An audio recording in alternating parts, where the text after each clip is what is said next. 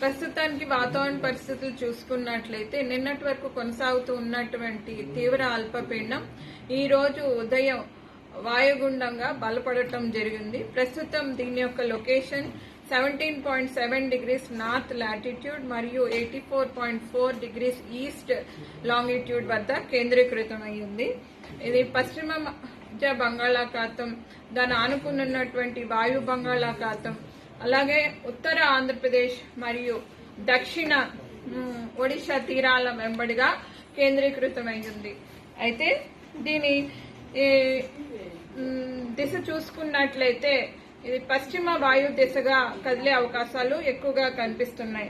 సుమారు 80 కిలోమీటర్లు ఆగ్నేయ దిశగా కళింగపట్నానికి, 120 కిలోమీటర్లు తూర్పు దిశగా విశాఖపట్నానికి కేంద్రీకృతమై ఉంది.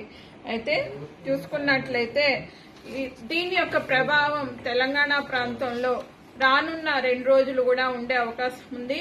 ఈ రోజు రేపు తెలంగాణ ప్రాంతానికి రెడ్ వార్నింగ్స్ జారీ చేయగా ఎల్లుండి హెవీ రెయిన్ఫాల్ వార్నింగ్స్ జారీ చేయడం జరిగింది.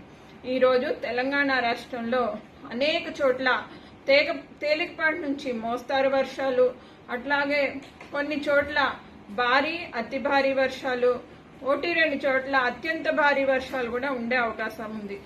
ఇక్కడ జిల్లాల వారీగా చూసుకున్నట్లయితే తెలంగాణ రాష్ట్రంలో రెడ్ వార్నింగ్స్ 7 జిల్లాలకు పెద్దపల్లి, కరీంనగర్, జయశంకర్ భూపాల్పల్లి, ములుగు, భద్రాద్రి, ఈ ఖమ్మం, నల్లగొండ, సూర్యాపేట ప్రాంతాల్లోని కొన్ని చోట్ల భారీ అతి భారీ వర్షాలు, 1-2 చోట్ల అత్యంత భారీ వర్షాలు 20 సెంటీమీటర్ల పైనే ఉండే అవకాశం ఉంది.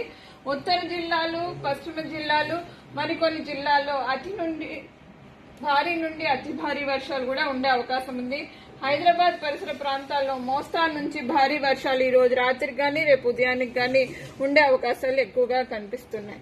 అట్లాగే రేపు చూసుకుంటే రేపు కూడా 1వ తారీఖున కొన్ని ఉత్తర జిల్లాలైనటువంటి ఆదిలాబాద్, నిజామాబాద్, నిర్మల్, కామారెడ్డి, అలాగే దక్షిణ జిల్లాల్లోని ఉమ్మడి మహబూబ్ నగర్ ప్రాంతాలకు రెడ్ వార్నింగ్స్ జారీ చేయడం జరిగింది. తర్వాత పశ్చిమ జిల్లాల్లోని కొన్ని జిల్లాలైనటువంటి ఈ సంగారెడ్డి, వికారాబాద్ ప్రాంతాల్లో ఆరెంజ్ వార్నింగ్స్, అలాగే ఈశాన్య ప్రాంతం తూర్పు జిల్లాల్లో కూడా ఆరెంజ్ వార్నింగ్స్ జారీ చేయడం జరిగింది. మిగతా జిల్లాల్లో మోస్తారు నుంచి భారీ వర్షాలు ఎల్లో వార్నింగ్స్ జారీ చేయడం జరిగింది. ఆ తర్వాత రోజున 2వ తారీఖున ఈ సిస్టమ్ మనకి వాయు దిశగా కదిలే అవకాశాలు ఉన్నందున ఈ వర్షాలు తగ్గుముఖం పట్టి కొన్ని ప్రాంతాల్లో ఉత్తర జిల్లాల్లోని భారీ వర్షాలు ఉండే అవకాశాలు కనిపిస్తున్నాయి.